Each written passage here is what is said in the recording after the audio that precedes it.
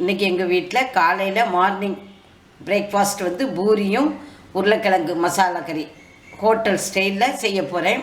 இப்போ பூரி கிழங்குக்கு தேவையான பொருட்கள்லாம் பார்க்கலாம். நான் ஒரு வெங்காயத்தை இப்படி நீல வாக்கில் கட் பண்ணி வச்சுருக்கேன். 3 உருளைக்கிழங்கு, சின்ன மீடியம் சைஸ் உருளைக்கிழங்கு தான், அதை வேக வச்சு எடுத்து வச்சுருக்கேன். கொஞ்சம் கொத்தமல்லி கீரை, கொஞ்சம் கருவேப்பிலை, ஒரு லெமன் எடுத்து வச்சுருக்கேன். கொஞ்சம் இஞ்சி பூண்டு பேஸ்ட்டு, கொஞ்சம் மஞ்சப்பொடி, ஒரு 3 பச்சை மிளகா அப்படி கட் பண்ணி வச்சுருக்கேன். ஒரு 1½ ஸ்பூன் கடலை மாவு. தாளிக்கிறதுக்கு கடுகு, ஜீரகம். இப்போ எப்படி செய்யலான்னு பார்க்கலாம்.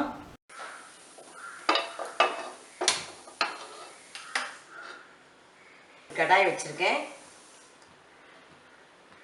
அதில் 2 ஸ்பூன் எண்ணெய் விட்டுக்கிறேன். எண்ணெய் காய்ச்சிச்சு. கடுகு, நான் இப்போ 1/2 ஸ்பூன் ஜீரகம் போடுறேன்.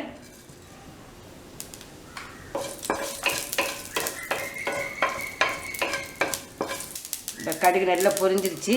பச்சை மிளகா, கருவேப்பிலை,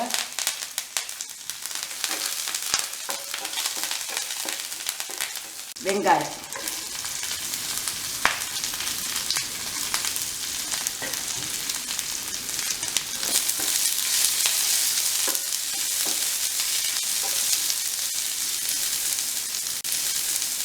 இஞ்சி பூண்டு பேஸ்ட்டு, மஞ்சப்பொடி,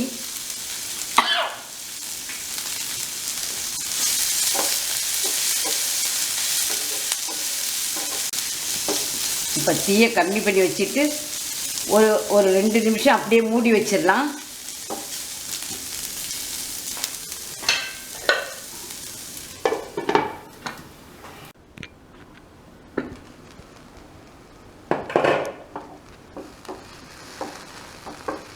நான் இப்போ வெங்காயம் நல்லா வதங்கிடுச்சு. உருளைக்கிழங்க இப்படி கட் பண்ணி வச்சுக்கணும், ரொம்ப மசிச்சிடாதீங்க.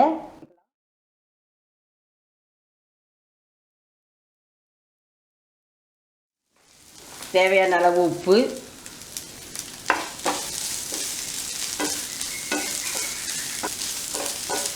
எல்லாம் நல்லா கலந்து விட்டுக்கலாம்.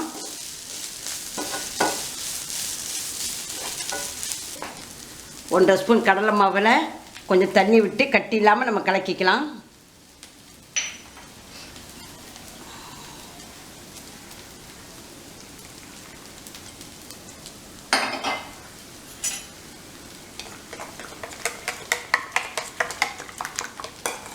இதை அப்படியே விட்டுடலாம்.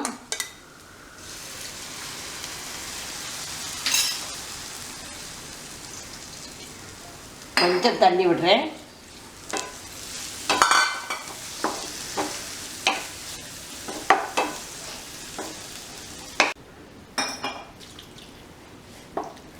இந்த கடல் மாவுள்ள பச்சை வாசனை போகட்டும்.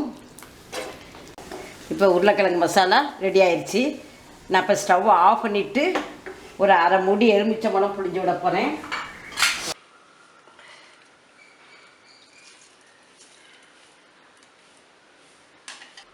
கொத்தமல்லி கீரை,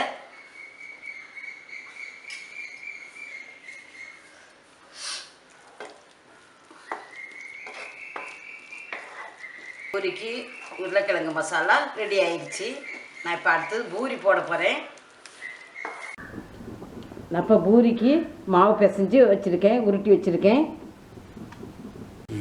பூரிக்கு எப்போதுமே மாவு தொட்டு போடாதீங்க, கொஞ்சம் எண்ணெய் விட்டுக்காங்க.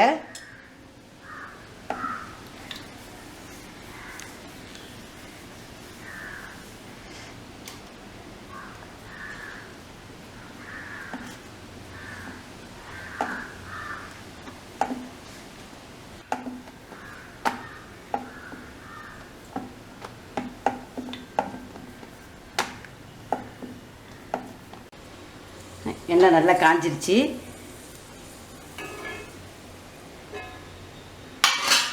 தீயை கொஞ்சம் கம்மி பண்ணிக்காங்க.